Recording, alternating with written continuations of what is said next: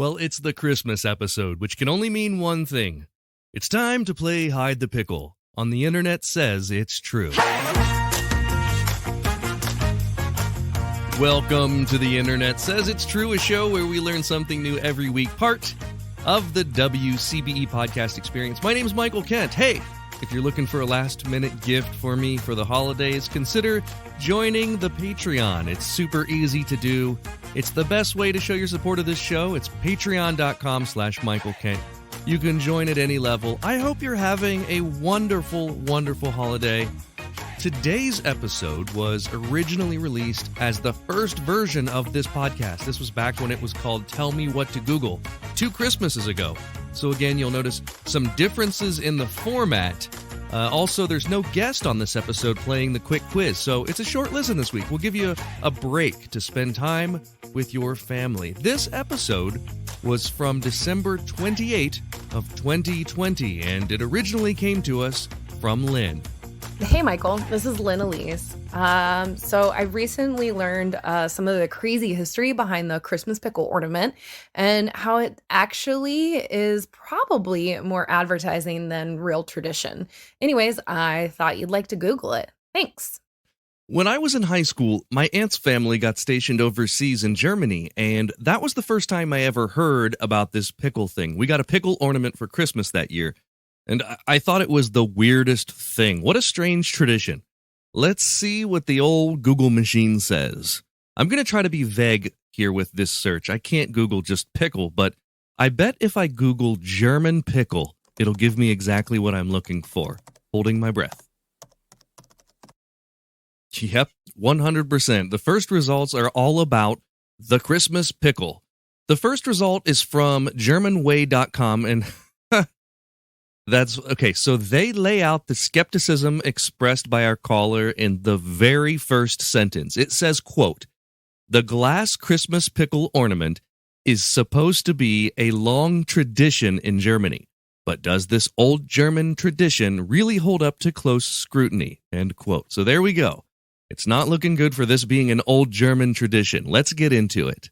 In fact, the article that I found about this topic was so thorough, I'll give you the website because they really do deserve a lot of credit here. It's German-way.com, and search for the Christmas pickle ornament. The legend goes like this. Every year, a pickle ornament is hidden somewhere on the Christmas tree, and the family searches for it. The person who is first to find the pickle gets an extra gift from St. Nicholas on Christmas morning. And if an adult finds it first, they get good luck for the next year. And everywhere this tradition is talked about, it's talked about as an old German tradition. It's become a celebrated thing for many people. You can go to any Christmas shop in America and find a German pickle Christmas ornament. In Berrien Springs, Michigan, they've billed themselves the Christmas pickle capital of the world.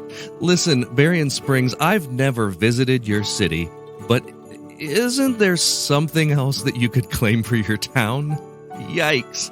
It's not just Berrien Springs, Michigan, though. It's obviously a huge thing outside of Germany. But there's a problem. Not many actual Germans have ever heard of it. At least, if you talk to older German people whose families have lived in Germany for generations, it's apparently not a thing. The article I referenced mentions that this is a frequent topic of discussion for American expats living in Germany, and it's definitely a thing that's promoted and sold in America as a German tradition, but it just doesn't pass the sniff test. We'll talk about why after a couple quick messages from our sponsors. It's been getting colder lately, so it's been time to wear my favorite fleece jacket. It's made by Scotty Vest, and I love it because it's got a pocket for everything.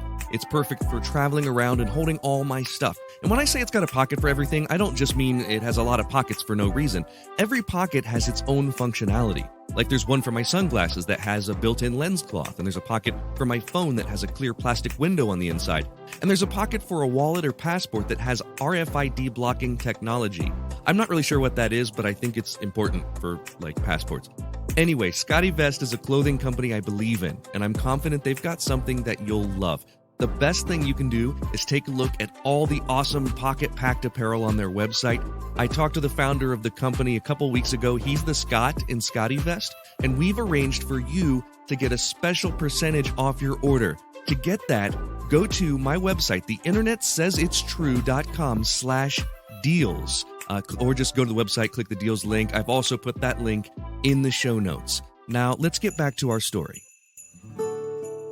So one of the problems with this German tradition that's not really a German tradition is that St. Nicholas doesn't visit German homes on Christmas Eve.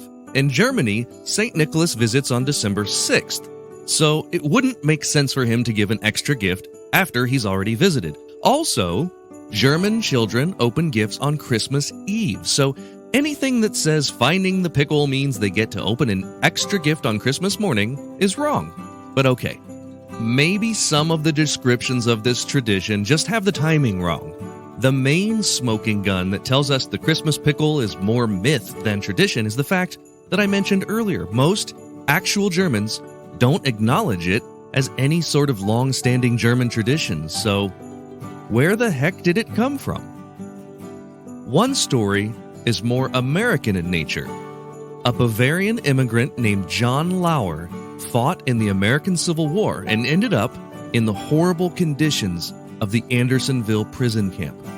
Starved almost to death, he begged the guards for something to eat and finally received a pickle, which nourished him to health and helped him ultimately survive the war.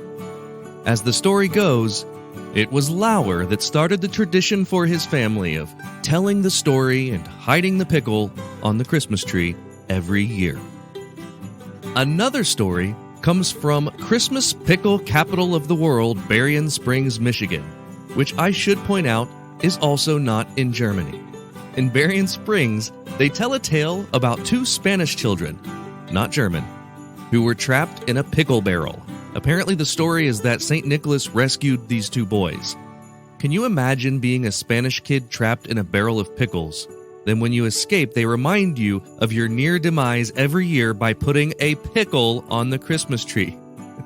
Merry Christmas! Remember when you almost died? So there's another theory that seems much closer to the truth.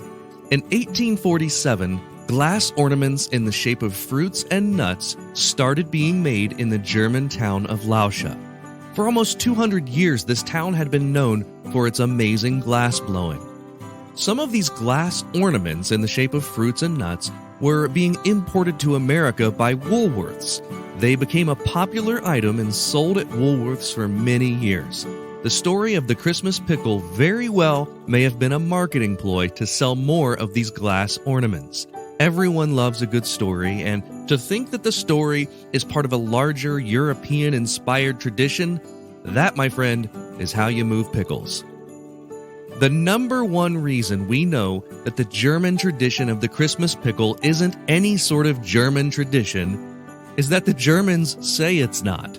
While the pickle ornaments are sold in Germany today, and there are some families who practice putting the pickle on the tree, most Germans will tell you they've never heard of it. There you have it. It doesn't seem like a real German tradition at all, but don't let that stop you. If this is one of those things your family loves to do at Christmas time, just keep on it. Make it your family's thing. Just know that it's not as European as advertised. My only question is, who's going to tell the folks in Berrien, Michigan? Well, that is all for this week. Thanks to Lynn Elise for the topic. Here's a kid who hates pickles. Thank you for listening to The Internet Says It's True. Don't forget to join up on Patreon if you want to see the unedited video of the guest appearance or to hear bonus episodes. You can do that at patreon.com/Michael Kent. Also, if you learned something that you didn't already know from the show, please visit iTunes and leave us a review with 5 stars and a few words. That's the rule. You gotta do it. That helps us a ton because that's how the algorithm works, to get the podcast suggested to more people. And that way we can keep learning something new, if the internet says it's true. The Internet Says It's True would like to thank the Patreon subscribers whose monthly contributions help to make this show possible. Sean Brown, Catherine Morgan, Bryce Swanson, Eugene Anderson, Matt McVeigh, Jim Martin, Joanne Martin, Joshua Indress, and the show's official Emperor Kick Track. The show is written and produced by me, Michael Kent. The theme song is by Finite Music Forge, and additional music this week was from Chris Haugen. All audio clips in this episode are used for education and commentary and used under Fair Use Title 17 U.S.C. Section 107. You can listen to past episodes by searching for The Internet Says It's True wherever you get your podcasts, and you can see bonus content at patreon.com/Michael Kent.